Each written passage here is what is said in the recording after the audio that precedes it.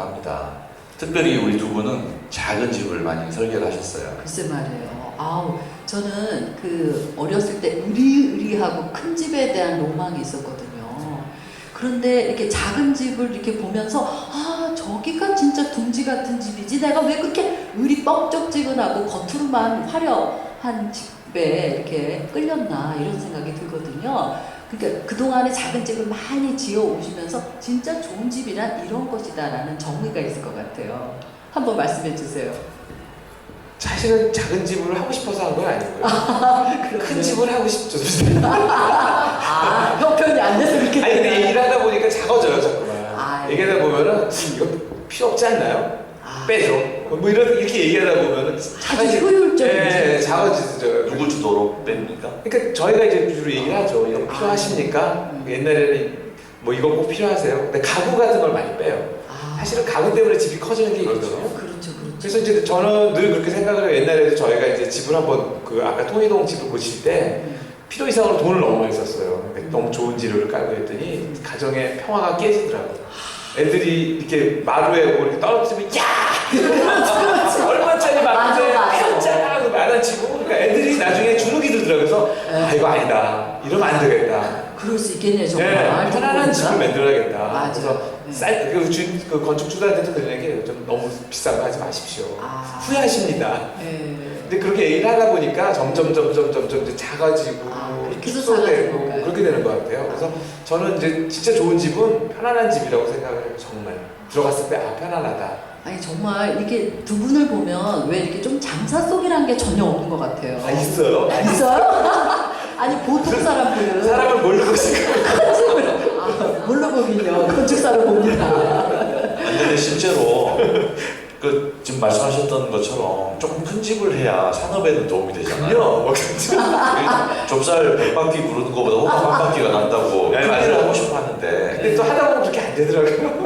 알지만. 근데 이제 저희가 사실은 건축가 입장에서 일을 고를 수는 없잖아요. 근데 저희 찾아오시는 분들하고 얘기를 하다 보면 또 저희를 좀 편안하게 생각해서인지 이제 아까 포함집이라든지 고치는 일이라든지 루치아이들 같은 경우도 사실은 공주에 이제 10평짜리 한옥을 신축도 아니고 사실은 고치는 일이니까 얘기만 들었을 때 아 저희는 좀 힘들지 않을까 생각이 된다는데 한번 좀 봐달라고 찾아오셨어요. 근데 사진을 딱 보여주시는 순간 아 우리 어렸을 때 살던 딱 그 집의 모습이더라고요. 그래서 혹해서 이제 홀려서 그리고 이제 뭐 여러 가지 이제 그분의 얘기 듣다 보니까 아, 한번 해보면 재밌겠다라는 생각이 드는 순간 끝나는 거죠. 그러니까 재밌겠다 하면 이제 끝나는 야 이거 뭐 신들린 듯이 뭔가가 나오는군요. 저기 물에 빠지는 거예요. 예, 역시 그 프로는 다르네요. 헤어나지 못하죠. 근데 이제 정말 좋은 거는 이제 그분들하고 작업을 이제 하면서 서로 이제 얘기를 많이 하고 좋은 게 나오면 그분도 이제 굉장히 행복해 하시고 그렇죠. 저희도 즐거워지고 하니까 그러니까 일을 할 때마다 식구가 하나씩 늘는 기분이에요. 제가 계속. 그러니까 그 루치아들도 그렇고 금산주택 그 건축도 그렇고 때 되면 자식새끼. 서로 인사하고 밥 같이 먹고 그러니까 집을 지을 때마다 계속 내 형제, 내 친척이 늘어나는 기분이 들어가지고 지금은 친척이 엄청 많죠. 정말 행복하시겠네요. 매년 늘어나죠, 우리 친척들이. 그러네요. 예. 보통은 건축주가 50대 중후반 이후 60대 이렇게 되는데 지금 전 아까 마지막 주택에서 29 20대 건축주라고 해서 깜짝 놀랐어요. 그건 되게 고무적인 일인 것 같아요. 그렇죠. 저희도 굉장히 좋다고 생각해요. 그럼 지금 사실 이 방송을 보시는 우리 젊은 분들 30대 중반, 40대 초반 되신 분들이 나도 집을 짓고 싶다라는 생각 분명히 하실 수 있거든요. 그렇죠. 예, 그분 20대가 집을 지으려고 했었던 그 용기 거기에 또 감동하셨던 내용을 그쵸. 한번 말씀 한번 해주시겠어요? 아니 그래서 포항에서 그 이메일이 왔어요. 어느 날 이메일이 왔는데 집을 좀 창고를 고치고 싶다고. 그 지도를 보니까 서울에서 한 4시간 반, 5시간 걸리는 거리더라고요. 이거 어떻게 가냐. 창고를 또 고치는 걸.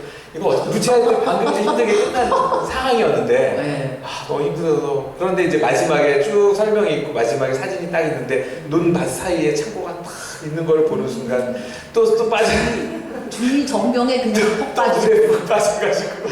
역시 만났더니 자연주의야. 또 그 아버지가 옛날에 그거 짓고 2년 만에 돌아가시고 이 얘기를 듣고 너무 스토리가 감동이 있었구나. 예. 그래서 다시 이제 또 그거에 빠졌죠. 물에 푹 빠져. 그래서 사실은 그 아버님이 이제 그 농촌에서 이제 예. 상당히 새마을 지도, 뭐 농촌 지도자 같은 예. 느낌으로 좋은 일을 많이 하시고 사업도 크게 하시다가 갑자기 돌아가시면서 이제 그 창고가 버려졌던 거예요. 그래서 그냥 동네 분들이 공유하는 창고를 쓰던 건데 이제 두 그 딸 쪽 이제 그 부인 쪽에 이제 그 아버지였는데 친정 아버지였는데 그 남편이 될 사람이 그 이제 집을 마련을 이제 해야 되잖아요. 신혼부부니까 남들은 다 이제 아파트를 얻어라 시내에 그랬는데 저 창고 어떤가 저거를 고치면 혹시 집이 되지 않을까라고 둘이 이제 얘기를 하다가 저희를 찾아온 거예요.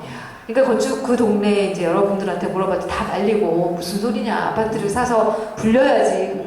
그래서 이제 너무 감동적인 얘기가 무슨 소리예요? 이거 잘 고쳐서 여기서 평생 살 거예요. 이렇게 얘기하더라고요. 역시 스토리에 쉽게 넘어가요. 그러니까요. 저희가 얘기해야 돼요.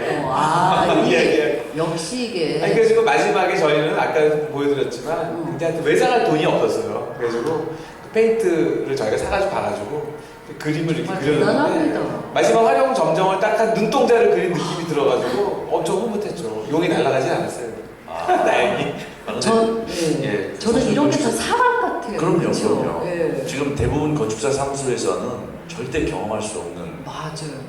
직원들조차도 캐를 하느라고 바쁘지. 그렇지. 그 현장에서 노동하고 이렇게 할 수 있는 기회가 없거든요. 저희도 처음 해봤죠. 벽화는 처음 그려봐가지고 그 이제 막 대대적으로 그 포항에 있는 큰 제일 크다는 페인트 가게 가서 야심차게 우리가 한 20제곱미터 정도 칠할 건데 페인트가 얼마나 필요하냐고 그랬더니 막 비웃으면서 한 통씩 주더라고요. 까만색 한 통, 하얀색 한 통 주면서 이거면 충분하다고 그래요. 남았어요? 남았어요. 엄청 남았어요. 다섯 채는 칠할 수 있어요. 그러니까 페인트 한 통에 이거 칠하기 위한 뭐 사다리부터 시작해서 붓, 뭐 여러 가지 기타 등등의 뭐 테이프 이런 장비값이 훨씬 더 들었어요. 근데 너무 안 해봐가지고 몰라요. 애정이 막 거기에 더 묻어날 것 같아요. 칠해드릴까요? 네. 엄청 남았는데. 근데 앞으로도 사실은 주택 작업을 많이 하실 것 같은데요. 이렇게 주택 작업을 하게 된 최초의 출발은 있을 거 아니에요?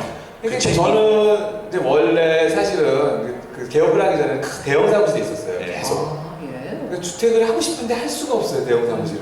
그렇죠. 그래서 누가 이렇게 주택을 어쩌다 하면은 막 그게 너무 부러운 거예요. 저는 어떻게 꼭 해보고 싶은데. 그래서 이제 그래가지고 그 결국은 이제 그러다 못하고 이제 개업을 했는데 처음 온 것부터 이제 주택이고 계속 지금 주택을 하죠. 근데 그 나중에 해보니까 사실은 왜 주택이 좋으냐면은 실수요자를 만나잖아요. 그렇죠. 근데 빌딩이나 뭐나 이런 거는 불특정 다수를 위해서 하게 되는 맞아요, 거죠. 맞아요. 근데 이제 주택은 뭐냐면은 진짜 살 사람들과 거래를 얘기를 하고 그 사람의 몸에 맞는 집을 지어는 거잖아요. 네. 그게 제일 보람이 있는 것 같아요. 맞춤 옷을 네. 제작하듯이 그렇죠? 이 사람이 뭘 원하는지 알잖아요. 근데 예. 우리가 아파트나 뭐 빌딩이나 이런 거는 모르죠. 누가 올지 모르잖아요. 예. 평균적인 가격을 가지고 하는 거기 때문에. 근데 그 집 설계 최초로 수주하셔서 설계하셨던 게 책을 쓴 이유인가요? 그 전인가요? 그 처음 첫 일이 주택이었고요. 예. 그 집 이야기를 첫 책으로 쓴 거죠. 독후감처럼? 네. 이게 바로 이어진 거죠. 그 건축주하고의 만남이 어떻게 이루어질 수 있었는가? 사실 이 질문은 네. 지금 방송을 보시는 시청자도 되게 중요한 의미를 갖지만 젊은 건축사들에게도 상당히 의미 있는 답변이 될 수 있겠다 싶어서 그러니까 이제 질문을 드린 처음에 거거든요. 대부분 그렇죠. 대부분 친척, 네. 친척. 친척 혹은 진짜. 공모전, 혹은 지인. 저는 이제 세 번째 지인.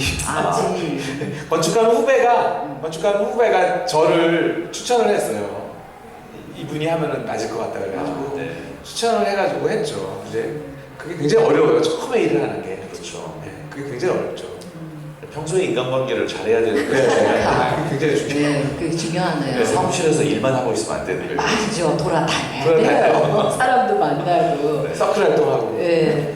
전 또 궁금한 게 이렇게 집을 보면은 집에도 표정이 있는 것 같아요. 네, 맞아요. 네. 어떤 집은 왠지 들어가면은 겉은 멀쩡한 것 같은데 좀 이렇게 쌀쌀하게 사랑도 안 하고 막 가짜 이렇게 하숙생처럼 살 것 같고 어떤 집은 조금 소박해도 들어가면 엄마가 된장찌개를 끓이고 있는 그런 집 같은 느낌이 있단 말이에요. 그건 어디서 나오는 분위기죠? 그거는 이제 주인을 닮아가는 것 같아요. 그래요. 네, 그러니까 나는 이제 늘 얘기를 하는데 희한하게 사람들이 땅을 가져오는데 정말 자기하고 비슷한 땅을 가져요. 그래요. 자기 성격하고 비슷한 땅을 가져요. 그러니까 땅도. 그게 이제 뭐 우리가 궁합이 있다, 뭐 사주가 있다 이 있잖아요. 예. 그러니까 결혼 상대자가 결국은 언젠가 인연이 있는 사람을 만나는 거예요. 가로서 그렇죠, 그렇죠. 땅도 인연인 것 같아요. 정말 그거는 나는 절대적으로 그걸 믿어요. 아니 땅은 땅이지만 집 말이에요. 근데 집을 그 사람의 그 품성이 들어가더라고요 집에. 그래요? 그러니까 우리가 설계를 해도 그 사람 모양이 돼요. 아. 그 건축주가 원하는 얼굴, 그 사람의 표정, 그 사람의 사회에 대한 생각 이런 게 집에 들어가요. 근데 저는 이렇게 생각해요. 집을 짓 때요. 네. 사랑을 가지고 지어주시면 네. 거기서 사는 사람들한테 그 사랑이 다시 전이가 될 수도 있다고. 근데 모든 건축가는 다 애정을 가지고 아, 근데 그건 하고요. 조금 다른 것 같아요. 근데 이제 돈을 거겠다고 하는 사람도 있잖아요.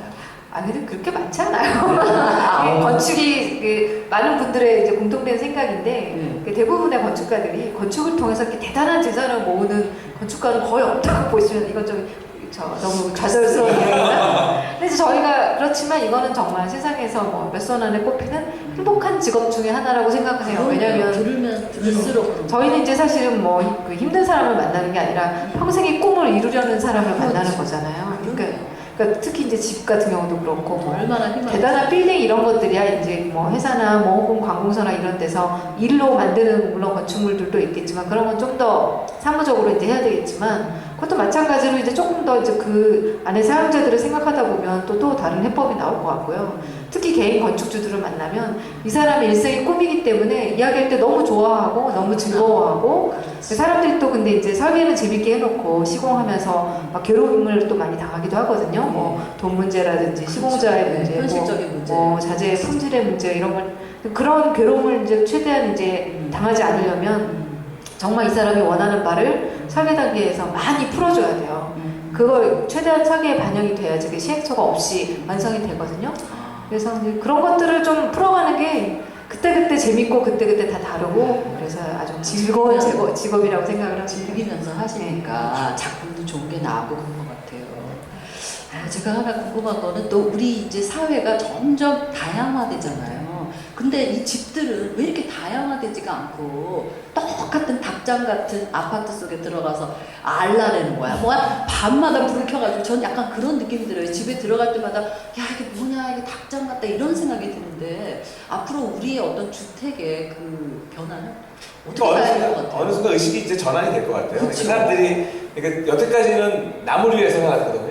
남에게 보여주는. 남의 그러니까 남 이타적인 삶이 아니고 남에게 보여주기 위한 거. 맞아. 혹은 남의 기준, 세상의 기준에 맞게 살았어요. 그러니까 뭐 40대가 되면 몇 평 아파트, 50대가 이거는 어떻게 보면은 그런 장사하시는 분들이 정해놓은 기준이거든요. 근데 우리가 거기에 충실히 따랐는데 이제부터는 이거 아니다라는 생각을 하게 되는 순간 주거 문화가 바뀔 것 같아요. 저의 뭐 이런 느낌은 좋은 네. 거죠. 예. 그러니까 아까 그 포항 건축주 같은 사람들이 나타날 것 같아요. 그런 분들이. 그러면은 굉장히 희망적이죠.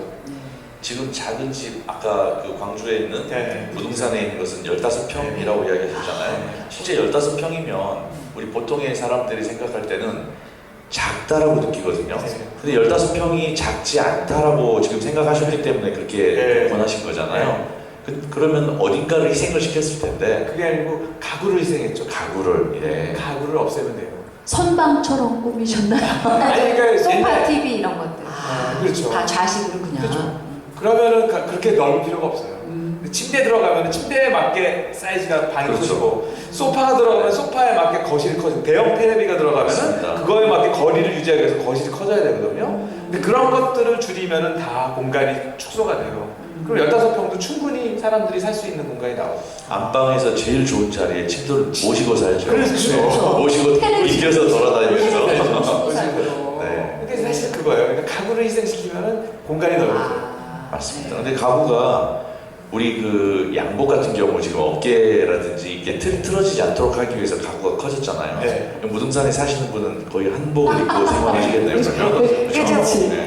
옷장까지 없앨 수는 없고요. 그래서 마당이 넓으니까 네. 공간이 안 좁아요. 집이 확장이 되거든요. 낮에는 주로 밖에 있어요. 거의 네. 집에 안에는. 그러니까 우리가 잠자는 공간은 작지만 내가 눈으로 보는 시야는 더 넓어지는 거죠. 넓어요. 자연을 네. 보고 그렇게 살 수 그렇게 있으니까. 네. 예. 굉장히 자연주의세요. 예. 얘기를 하면 할수록 느껴지는 게 아무래도 그렇게 가더라고요. 예. 자연인 같으세요. 그렇게 사람들이 지금 내 집을 짓고 싶다라고 하는 생각을 좀 많이 가지고 있죠. 네. 그런데 지금 아파트에서 그 생활에 익숙해져 있다 보니 밖으로 나가더라도 이 편리함을 버리지 못하는 그렇죠. 그 마음의 두려움 같은 게 있죠. 그러면 그 두려움과 맞바꿔서 훨씬 더 유익함이 있다라고 하는 내용에 대한 메시지를 한번 주시겠어요? 그러니까 저는 이제 그 제일 불안해하는 게 치안 예. 뭐 이런 건 되게 네. 불안해하시거든요. 근데 이제 사실은 그게 굉장히 힘들어요. 왜냐면 옛날에는 동네가 있었기 때문에 자체 치안이 됐거든요. 그렇죠. 동네 할머니들이 계셨잖아요. 예. 할머니들이 누구 나타나면 외지에서 누구냐고 물어보잖아요. 그렇죠. 근데 요새는 이제 그게 없어진 거예요. 네. 그러니까 어딜 가면은 누구나 다 공동체가 없어졌기 때문에 그 사실은 저희가 이제 같이 병행해야 되는 게 공동체를 빨리 복원을 해야 되고 그 다음에 이제 그 단독주택이 활성화되면서 점점 그런 것들이 생겨나야 된다고 생각을 해요. 그래서 그런 게 살아나면은 점점점 주거문화가 발전이 될 것 같아요. 그 사실은 이제 그 아파트는 그럼 어쩔 거냐 이제 그런 얘기들을 하잖아. 다 버리고 그렇죠. 단독주택으로 탈출하기엔 땅도 없고 예. 땅도 없고 사실은 이제 이미 도시화가 너무 진행이 됐기 때문에 근데 사실 아파트가 무슨 죄일까 또 이런 생각도 들어요. 왜냐면 우리가 사실은 아파트에 정부 측 힘든 건 2년에 한 번씩 이사 가고 이웃이 없고 그 다음에 이제 늘 똑같은 일상 아무런 변화가 없는 일상이 반복이 되기 때문에 싫은 거거든요. 예. 근데 가령 뭐 저희도 이제 몇 년 전부터 아파트 살기 시작했는데 처음에 이사 올 때는 저희도 좀 낯설고 그 전에는 이제 단독주택도 살고 뭐 이제 다양한 데 살다가 그랬는데 이제 2, 3년이 지나니까 동네 사람들하고 인사를 트기 시작하고 옆집 애가 커서 이제 막 초등학교 가는 거 보게 되고 뭐 그런 식으로 이제 어떤 그 커뮤니티까지는 아니지만 익숙해지는 거죠. 사람들하고 어떤 끈끈한 연대가 생기고 저 집 동생 봤네 뭐 이제 애기가 또 막 그래서 이제 걔가 울고 불고 이제 떼쓰는 것도 보게 되고 뭐 이제 이런 것들이 옛날 동네 모습이 아닐까 싶어요. 사실은 옛날에는 그런 커뮤니티가 자연스럽게 이웃 간에 이제 좀 근데 그렇다고 또 현대인들이 예전처럼 뭐 남의 집 시시콜콜 다 싫어하잖아요. 간섭할 수는 없지만 맞아요. 어떤 그런 저 가벼운 연대랄까 예. 그런 것들 공동체라는 게 그렇잖아요. 뭐 이제 좀 이 집에 일이 있을 때 옆집에 가서 도움을 좀 청할 수도 있고 고파요. 예, 그러니까 그런 걸 못하기 때문에 사실 힘든 거고 그래서 그 두 가지가 있다고 생각을 해요. 그 정말 그 주거 형식보다는 마당에 있는 집을 원하고 뭐 어떤 자연과 좀 더 만나고 싶어서 단독주택을 원하는 사람들도 있을 것이고 혹은 기존의 이제 아파트나 이런 주거에서 어쩔 수 없이 못 벗어나는 사람들이 있잖아요. 직장 문제, 교육 문제 이런 것 때문에. 그렇다면은 그걸 선택하는 기준을 뭔가 그런 남들이 볼 때 어떻게 생각할까, 내가 이런 집에 사는 거를 뭐 좋게 생각할까 이런 걸 의식하지 말고 내가 이런 정도의 환경이면 충분히 즐겁게 살 수 있겠구나라는 어떤 그런 걸 좀 만들어 나가는 거죠. 조금 더 오래 살아본다든지 좀 더 자연에 가까운 단지로 간다든지 뭐 마당이 있는 어떤 그런 단지로 간다든지 그런 식으로 누구나 자기만의 해법이 있을 것 같아요. 그러니까 자기 중심을 다 잃어버리니까 아참 가온 건축이시라고 들었는데 그 가온이라는 뜻이 어떤 뜻이에요? 그 무슨 우리말로는 이제 가운데라는 뜻이 있고요. 가운데. 예, 한문으로 이제 저희가 이제 생각을 하다가 했는데 집가자에 평온할 온자예요. 평온할 온자. 근데 이제 그게 그림으로 보면 그렇대요. 그 1년 추수를 다 끝내고 마당에 추수한 결과물을 놓고 그걸 이제 보는 거죠. 평온하게. 이제 나는 놀 일만 남은 거야. 한 3달 동안. 그 흐뭇한 마음. 그래서 집을 짓고 나서 건축주도 이제 행복하게 살 일만 남았구나. 우리는 집이 잘 져서 잘 됐구나. 그런 느낌이죠. 네. 두 분 말씀 가운데 가족이 늘어나는 것 같다라는 말은 되게 인상적으로 다가왔어요. 가슴이 예. 그 가족이라고 하는 게 사실 유전자를 낳는 사람이잖아요. 그렇죠. 자기가 우리 두 분이 설계한 것 자체 그 건물도 유전자가 들어간 것이고 또 그 주인의 유전자도 들어가 있잖아요. 그렇죠. 섞인 가족이 늘어난다라고 하는 표현은 매우 감동적으로 잘 들었습니다. 자, 오늘 집에 대한 이야기 우리 임형남 건축사님, 노준호 건축사님 모시고 들었는데요. 자, 3부는 여기에서 마치고 4부에는 도시, 특별히 서울에 관한 이야기를 또 두 분과 함께 나누도록 하겠습니다. 자, 3부는 여기서 마치겠습니다.